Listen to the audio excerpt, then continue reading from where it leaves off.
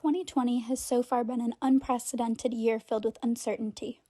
Places of work, universities, and entire states have shut down in order to lead Americans across the country to self-quarantine. What the total impact of COVID-19 will be is still unknown, but the turmoil it has created is widespread.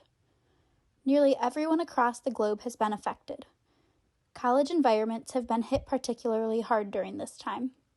Furman University senior representatives were on their last stretch of fundraising for the Furman United endowment to pass down as a senior gift when COVID-19 took America by storm.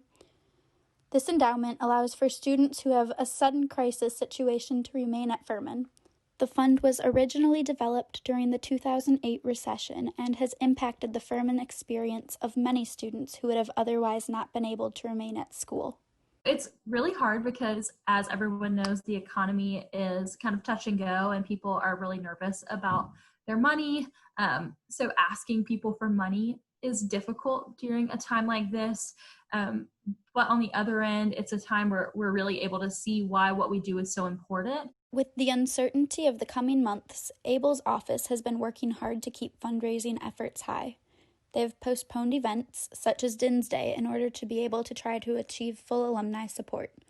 The development office has been relentlessly trying to obtain excitement for virtual events that they are planning, which may include appearances from notable alumni as well as virtual happy hours. Though Abel graduated from Furman nearly 2 years ago, she feels for the senior class of 2020 and has been working closely with the class officers and representatives to try to be as sensitive as possible when coming up with creative ways to fundraise. We did the happy hour the other day with the senior class reps, and it was one of the happiest things that I've done in the past few weeks, just to connect with students and have that connection, and also just to remember why we do what we do. Senior officers were tasked with leading the senior class gift and have had to come up with innovative ways to remain successful in their efforts.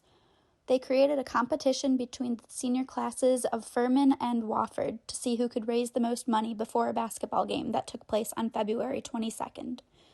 This extra effort proved to be successful in pushing Furman seniors to donate to the fund just before their final spring break. All this corona stuff started happening, and then everything just went crazy. So now I feel like I'm doing a lot more work as class president than I did throughout the whole year so far. Everyone has been working together to make sure that the Furman United Fund can remain a viable option for the students to use after the full impacts of the coronavirus have been felt. It has played a major role in making students feel at home for the past 12 years and pushed them to share their stories and continue to fundraise. I knew at Furman I could stay there and they would work really hard to still provide me with opportunities and not treat me differently because I was on this gift. Navigating the difficulty of moving to online courses while still finding ways to cope with having a senior year cut short has been difficult, but the student body have been able to rely on each other during this time.